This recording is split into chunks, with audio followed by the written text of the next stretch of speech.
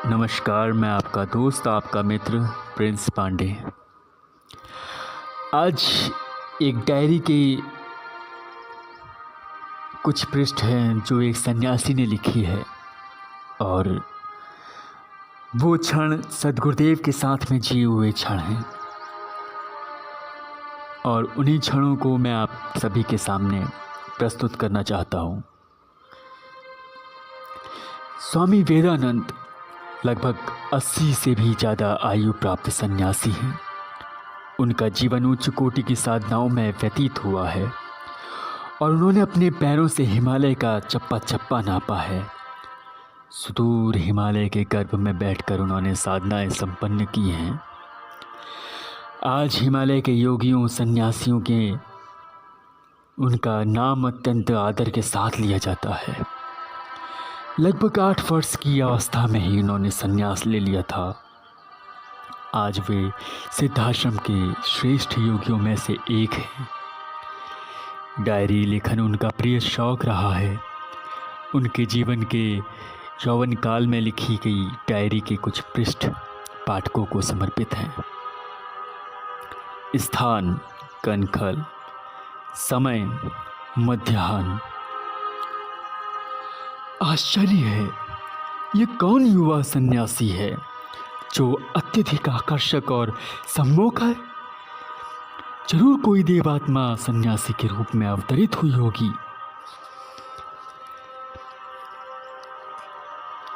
क्योंकि ऐसी साधना सामान्य मनुष्य के बस की बात नहीं है। 17वां दिन है आज और देखता हूँ कि यह युवा सन्यासी अविचल भाव से गंगा के मध्य निश्चल खड़ा सतत मंत्र जप कर रहा है। खाने पीने के नाम पर भी कभी कभी केवल गंगा का जल पी लेता है। अपने दोनों तरफ मजबूत काष्ठ स्तंभ लगा रखे हैं इसने, जिससे कि नींद के प्रकोप से माला गिर ना जाए या झपकी आने पर शरीर पानी में न गिर जाए। यह ऊर्ध्व जेता साधना है जिसमें जरूरत से ज़्यादा दमखम, हौसला और हिम्मत होती है। वही इस प्रकार की साधना को संपन्न करने का जोखिम उठा पाता है। 24 दिन की यह साधना अत्यंत कठिन और कष्टप्रद होती है, जिसमें सीने तक पानी में खड़े खड़े मंत्र जप करना होता है।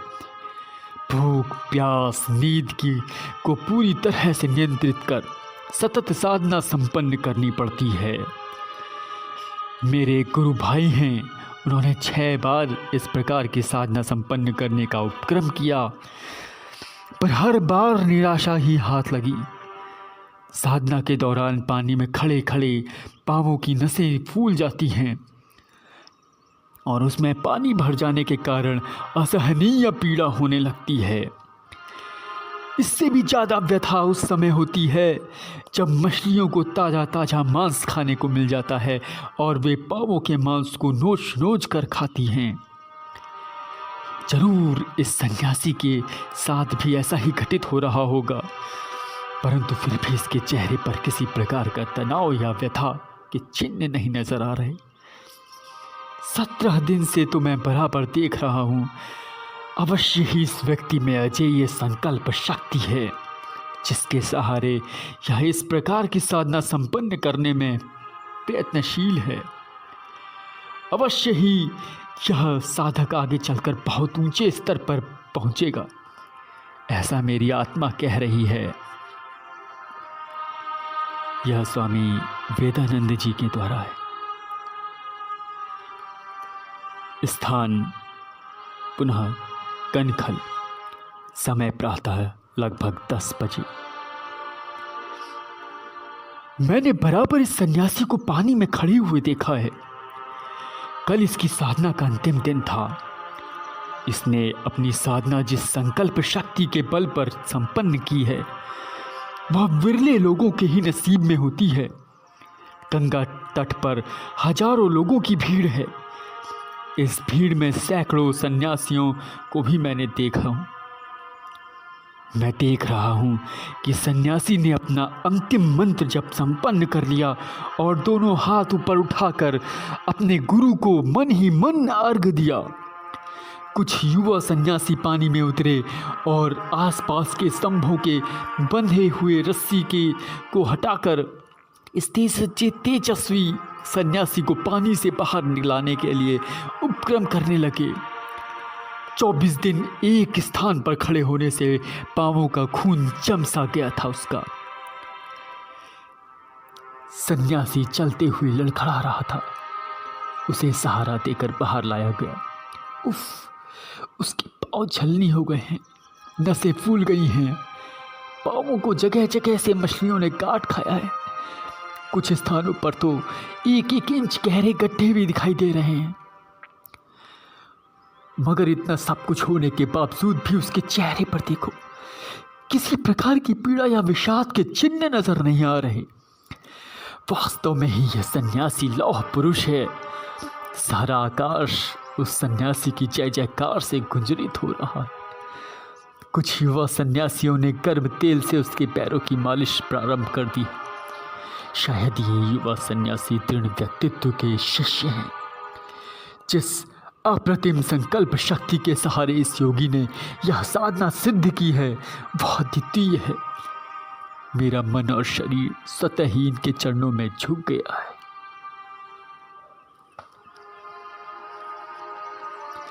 स्वामी वेदानंद द्वारा।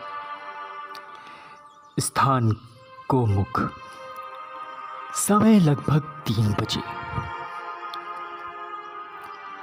मेरा तो पूरा समय हिमालय में भटकते ही बीता है।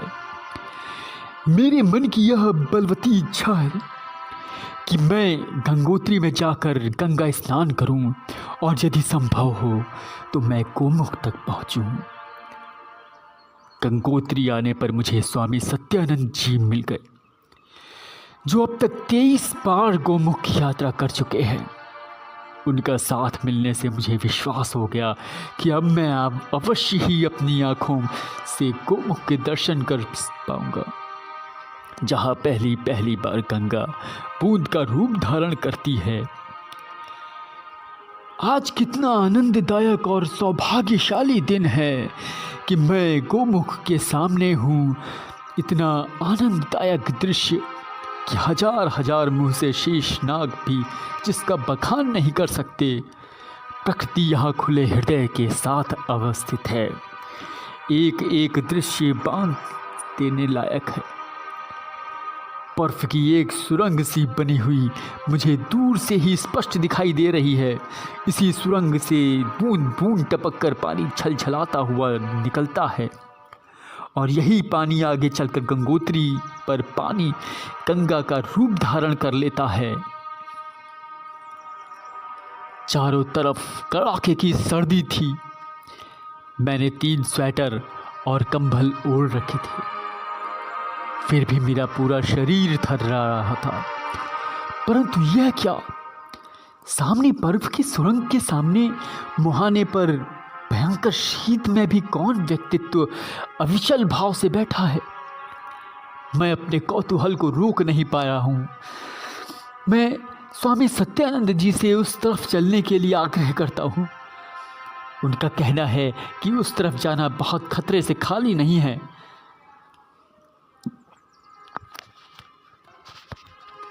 किसी भी समय बर्फ का तूफान आ सकता है और जान जोखिम में पड़ सकती है। परंतु मेरी बलवती इच्छा उस देवात्मा के दर्शन करने की है। मैं उनसे हट करने लगा और उस स्थान को देखता हूँ जहाँ सन्यासी अविचल भाव से ध्यानस्थ है। बर्फ की बिखरी हुई श्री राशि के बीच छोटी छोटी चट्टान और उस पर केवल एक लंगोटी धारण किए हुए युवा सन्यासी किसी विशेष साधना में रत लगता है।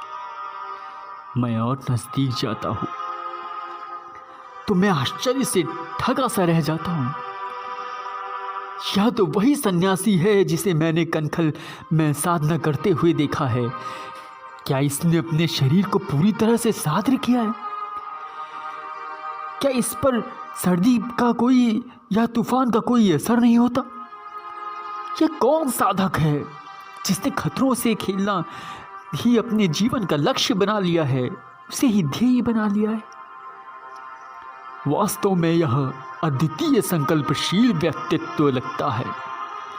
स्वामी सत्यानंद जी ने मन ही मन उन्हें प्रणाम किया और बताया कि 4 महीने पहले भी मैं यहाँ आया था, तब से ही यह सन्यासी बराबर यहाँ पर ध्यानस्थ बैठा हुआ है।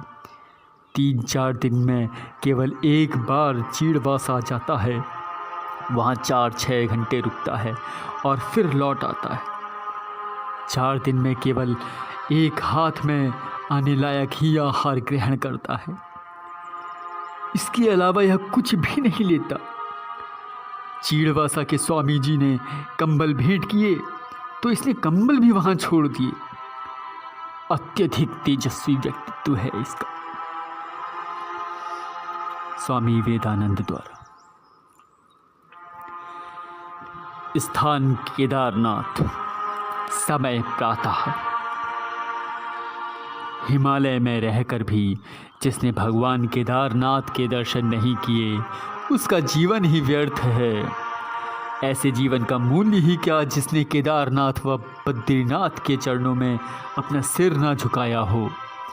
पर केदारनाथ का रास्ता अत्यधिक ऊबड़ खाबड़ और खतरों से भरा है।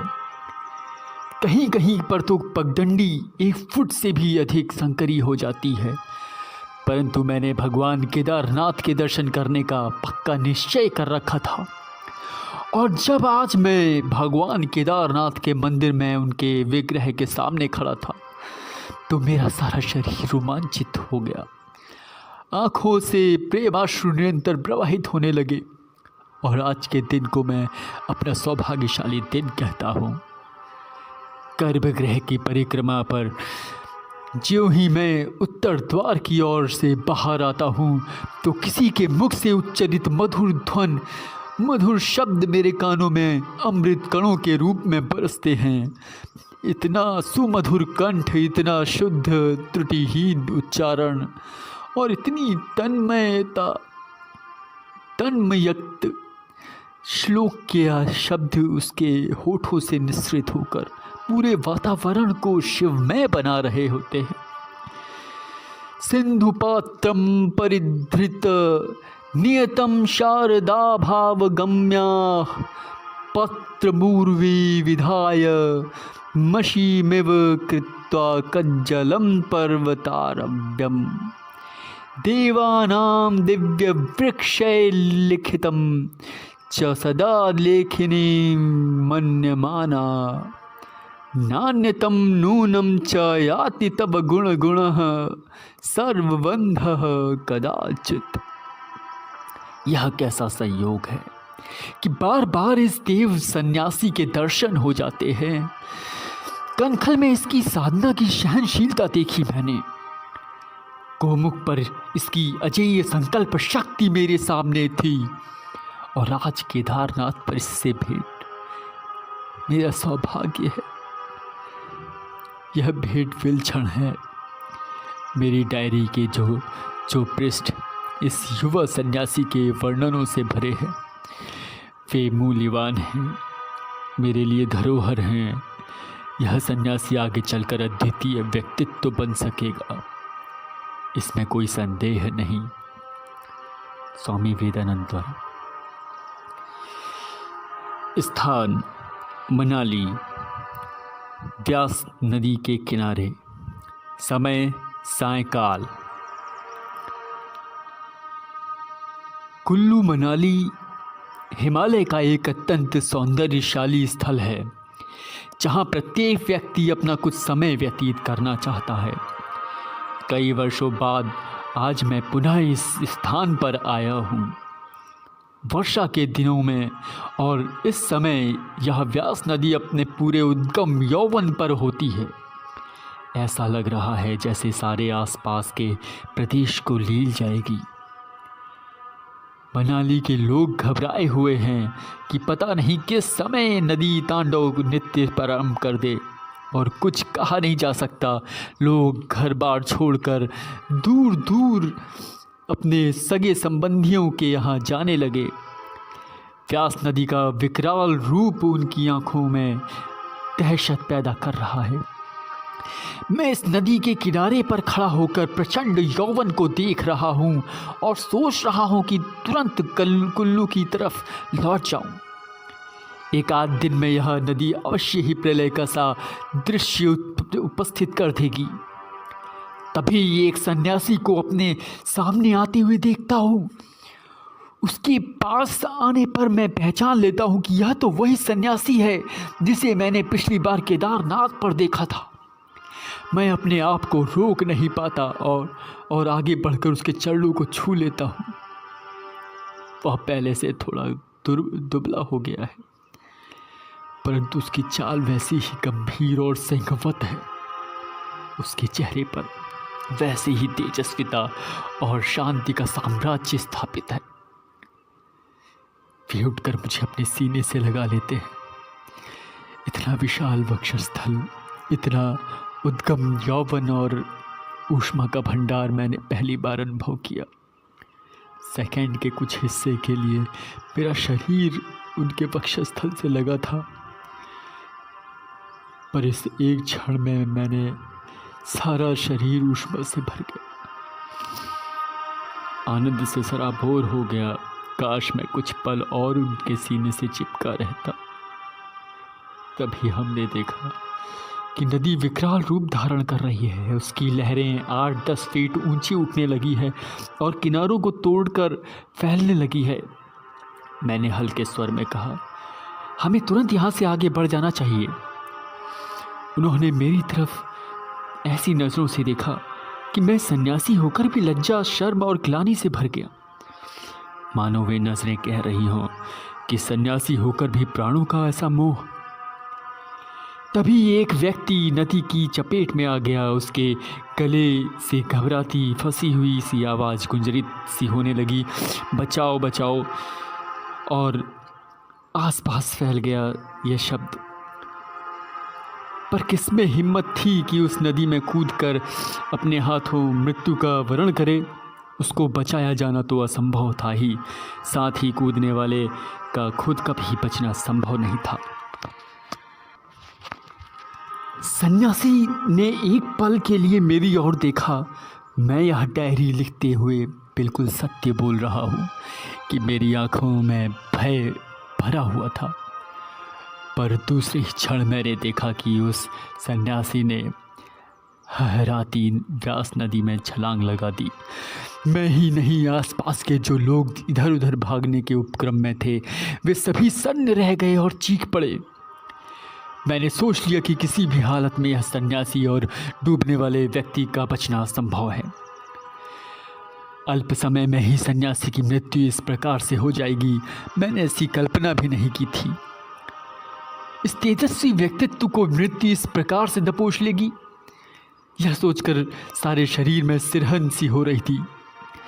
परंतु तभी हम सब ने देखा कि वह युवा सिरहन सी भर आई थी और वह युवा सन्यासी नदी की विपरीत धारा में उस व्यक्ति को खींचते हुए अपने कंधे पर लाद कर बहता हुआ किनारे की ओर आ गया। मेरे लिए तो यह सर्वथा अप्रत्याशित था कि लहरों के इस तांडव नृत्य में कोई बच गया, परंतु यहाँ सन्यासी अपने साथ उस व्यक्ति को भी ढोल चला रहा था। यह आश्चर्य घोर आश्चर्य था। सन्यासी का सारा शरीर लहरों से जूझने के कारण थका हुआ था, परंतु उसकी लंबी और बलिष्ठ भुजाओं में बेहोश व्यक्ति पड़ा हुआ था। सन्यासी ने उसे जमीन पर लिटाया और फिर उसके सारे शरीर को दबाकर विशेषकर पेट के बल लिटाकर उसके पेट से सारा पानी निकाल दिया। फिर नाक और मुंह में कृत्रिम सांस देते हुए सन्यासी को हमने देखा। तभी उस व्यक्ति ने आंखें खोल दी। हम सब लोगों के चेहरे प्रसन्नता से खिल उठे और उस सन्यासी के प्रति मानवीय कृतज्ञता से भर गए। उसे होश में आया देख सन्यासी खड़ा हो गया। उसके सिर पर हाथ रखा। हम सबको एक क्षण के लिए देखा और उसके होठों पर किंचित मुस्कुराहट फैल गई। उस एक मुस्कुराहट पर ही हम सबका जीवन शत न्यौछावर हो गया। पर तभी वह सन्यासी एक तरफ भीगे वस्त्रों में ही बढ़ गया। ना जाने उसने किसी को धन्यवाद देने का अवसर नहीं दिया और ना ही किसी प्रकार की कोई इच्छा ही बचाए रखी। इतना निष्प्रिय जीवन विरले लोगों में ही होता है। अपनी प्रशंसा से दूर रहने वाले उस सन्यासी का एक और रूप मेरे सामने साकार हुआ, जब कि यह साधना के क्षेत्र में तो अद्वितीय है ही, पौरुषता के क्षेत्र में भी इसकी कोई मिसाल नहीं है। इसकी भुजाएं, ऊष्मा से भरा हुआ वक्षस्थल और पुरुषोचित सौंदर्य का साकार पुंज, तेजस्वी व्यक्तित्व अपने आप में अद्वितीय है। इसके पास कुछ क्षण बिता देना ही इस जीवन का सौभाग्य है। खतरों से खेलना तो इस व्यक्ति का शौक है। मानवीयता की ऐसी मिसाल मिलना सहज संभव नहीं। स्वामी वेदानंद द्वारा। स्थान सिद्धाश्रम, समय प्रातःकाल। मेरे पूर्व जन्म के और इस जन्म के पुण्यों का उदय है कि मैं सिद्धाश्रम तक पहुंच सका हूं। मैंने तो जीवन में कभी सोचा भी नहीं था कि मुझे कभी सिद्धाश्रम पहुंचने का अवसर भी प्राप्त हो सकेगा, पर आज इस सिद्धाश्रम की दिव्य धरा पर आकर मैं अपने आप को रोमांचित सा महसूस कर रहा हूँ। यहाँ का कण कण पवित्र, दिव्य और मनोहारी हो गया है। यहाँ की धरती पर लौटने को तो जी चाहता है। यहाँ के एक एक कण के बदले यदि पूरा जीवन भी न्यौछावर हो जाए तो घाटे की बात नहीं होगी। मैं घूमता फिरता सिद्धाश्रम की सिद्ध योगा झील के किनारे पहुंच जाता हूँ। इतना स्वच्छ और पारदर्शी जल मैंने अपने जीवन में पहली बार देखा है। मैं देख रहा हूँ कि यहाँ साधु सन्यासी विचरण कर रहे हैं। युवा सन्यासी संध्या वंदना, अर्घ, जप, तप, ध्यान में लीन हैं। देवांगनाएं आसपास विचरण कर रही हैं और सारा वातावरण मनोहारी, मुग्ध और स्वप्निल सा है।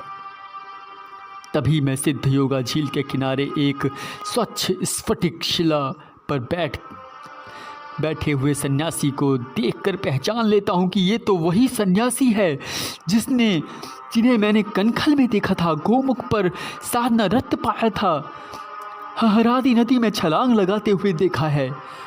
यहाँ इनके स्वरूप को देखकर जीवन धन्य हो उठा। इतना दिव्य, इतनी तेजस्वी स्वरूप मैं पहली बार देख रहा हूँ इसे। यौवन और तपस्या की ज्योत्सना से आपूरित यह शरीर अपने आप में अद्वितीय है। देख रहा हूँ कि सामने सन्यासी और सन्यासियाँ बैठी हैं और सभी उस योगी निखिलेश्वरानंद जी के मुख से निकले हुए एक एक शब्द को ध्यानपूर्वक सुन रहे हैं। ये योगी, ये सन्यासी निखिलेश्वरानंद जी हैं जिनको मैं अभी तक देखता आया था। शब्दों का प्रवाह ऐसा है कि जी चाहता है कि वहीं उसी स्थान पर हजारों वर्षों तक बैठे रहूं। वे बोलते रहें, मैं सुनता रहूं। कई विशेषताओं, गुणों और तत्वों से संपन्न योगीराज निखिलेश्वरानंद जी को मेरा शत वंदन है। आगे की कड़ियाँ नेक्स्ट वीडियोस में देता रहूँगा। वीडियो पसंद आए तो प्लीज़ सब्सक्राइब कीजिएगा। धन्यवाद।